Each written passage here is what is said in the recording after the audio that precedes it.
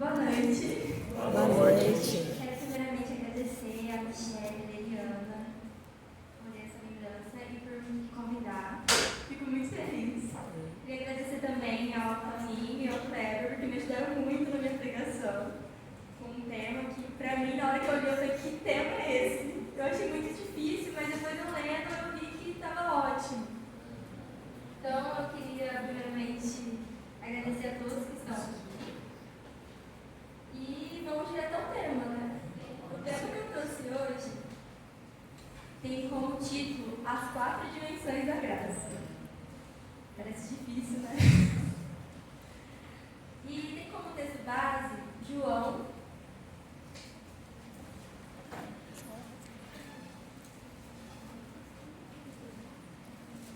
8.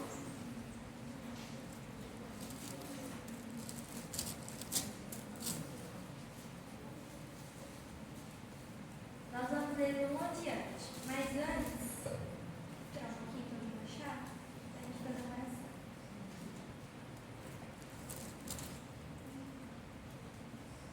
Amém? Amém. Feche seus olhos e vamos orar. Senhor nosso Deus, nós te agradecemos porque nós estamos aqui, ó Pai. Peço a Ti que o Senhor seja com cada um que também não pôde vir por algum motivo, que o Senhor possa abençoar a nossa programação.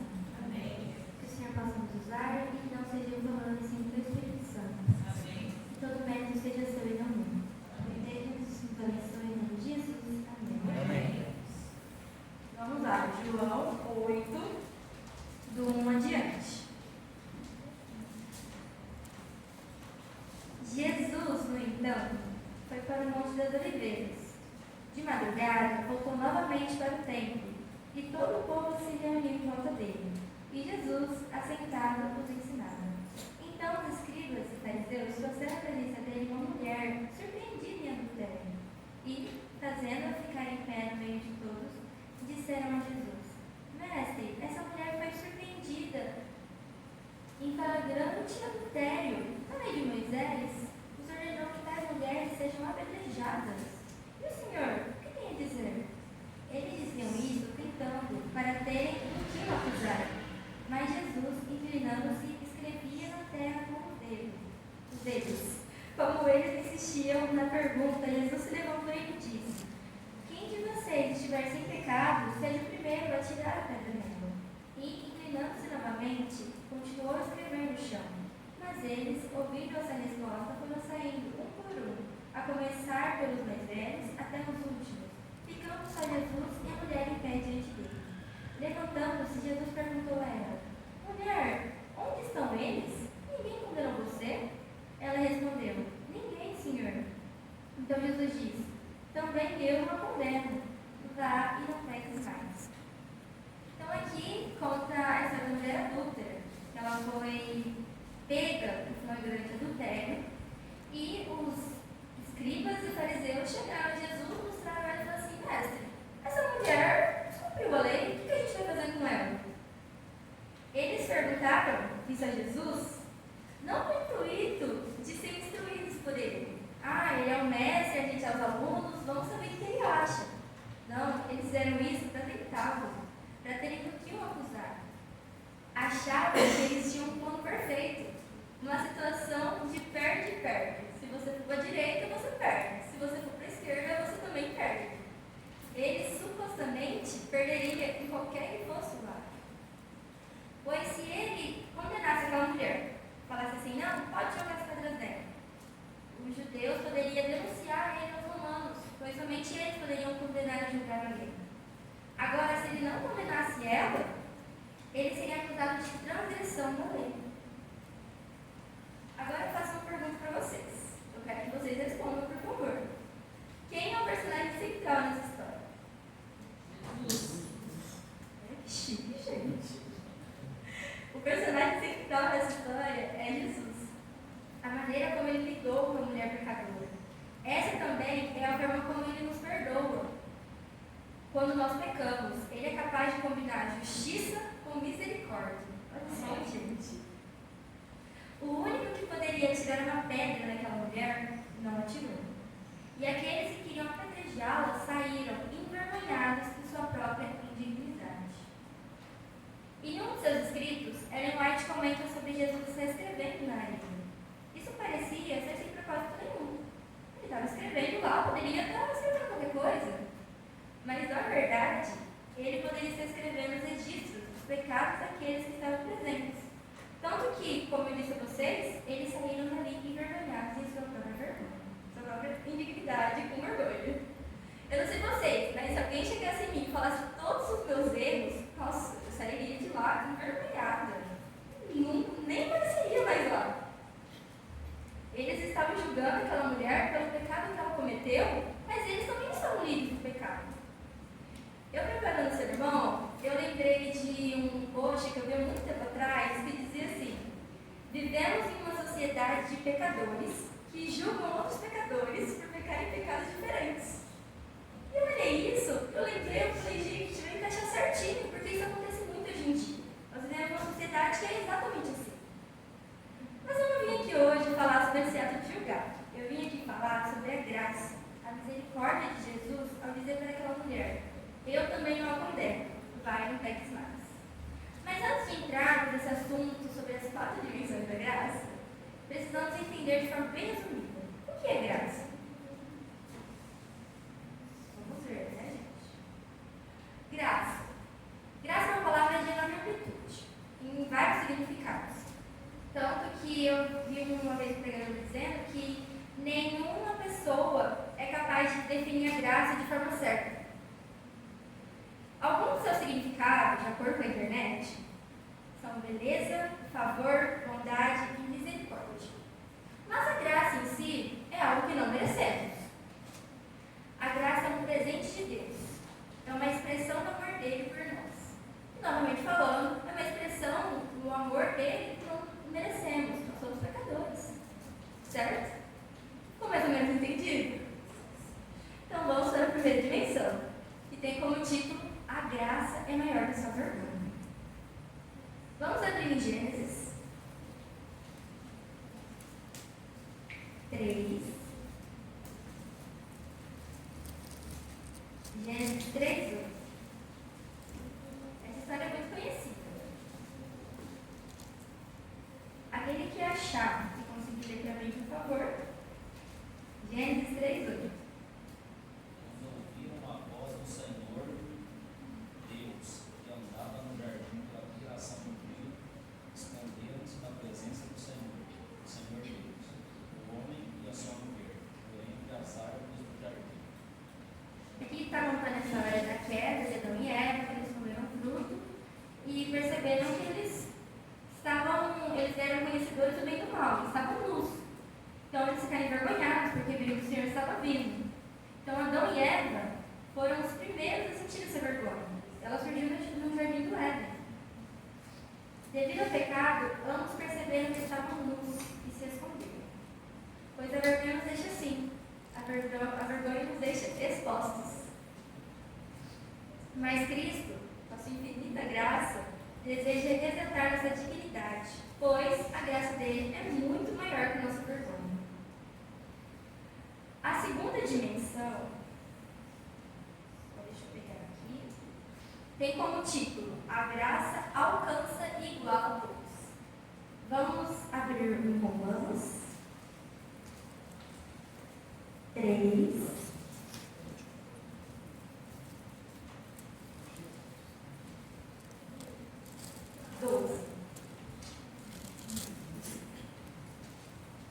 Romanos 3, 12.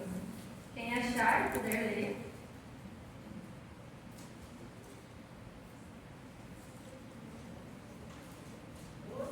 Romanos 3, 12. Todos se extraviaram e juntamente se fizeram inúteis. Não há quem faça o bem, não há um sequer. Obrigada. Agora Romanos, ainda no 3, agora no 23. Romanos 3, verso 23. Pois todos pecaram e carecem da glória de Deus. Muito obrigada. Assim como o pecado condena e afeta todos nós, seres humanos, também a graça alcança e equipara, iguala todos nós. Todos que estavam com Jesus naquela manhã no templo, igualmente e sem exceção, precisavam da graça de Jesus. E isso a gente dá para notar, não dá?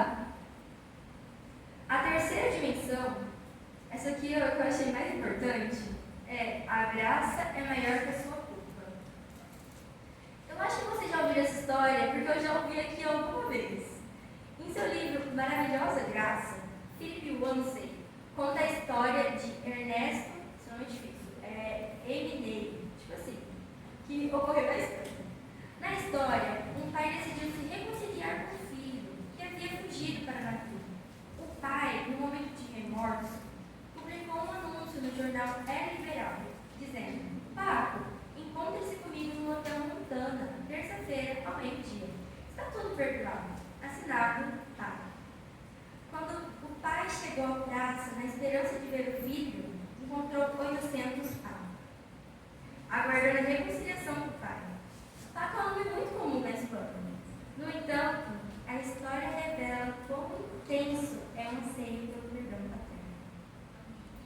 Satanás utiliza essa culpa para nos distanciar de Deus, mas o Espírito Santo utiliza a culpa para nos conduzir a Jesus. O sentimento de culpa pode ser positivo, desde que nós aceitemos o perdão oferecido pelo sangue de Jesus. No livro O Libertador, diz que Jesus não tolera o pecado, nem abranda o sentimento de culpa, mas procura salvar. O Salvador se compadece da fraqueza do pecador e lhe estende a mão ajudadora. Não é seguidor de Cristo aquele que se afasta dos que erram, deixando desimpedidos para prosseguir com a vida, e nem fez aquelas pessoas que acusaram dela adulta. A quarta e última dimensão da graça é: a graça é maior que o pecado que o escraviza. Quantas vezes nós pecamos, nós sabemos que estamos errados e pedimos perdão a Deus. Às vezes Deus já nos perdoou, pode ter certeza, mas a gente fica remoendo, se culpando. Isso acontece muito. Pelo menos um pecado você já assistiu assim. Pode haver notáveis efeitos no caráter de um indivíduo. Contudo, quando ele se torna um verdadeiro discípulo de Cristo, o poder da graça divina faz dele uma nova criatura. Isso está no livro Santificação, página 61. Quando Jesus disse para aquela mulher: Eu também não a condeno, vá e não peques mais, ele estava dando uma nova chance a ela, a oportunidade de ele a transformar numa nova criatura. E ele também nos dá essa oportunidade. Mas devemos crer que a graça é muito mais poderosa que as cadeias do pecado. E igualmente essencial ao que a graça traz por nós, é o que ela faz em nós, em nosso coração. E eu encerro aqui esse sermão fazendo uma pergunta muito importante para vocês. Já convido a Bruna para estar aqui cantando com a gente. O que a graça de Deus está fazendo em nossa vida? Tanto na minha quanto na sua. Qual é o impacto dela em nosso coração? A Bruna vai cantar e eu peço a todos que fiquem em pé depois para fazermos uma oração.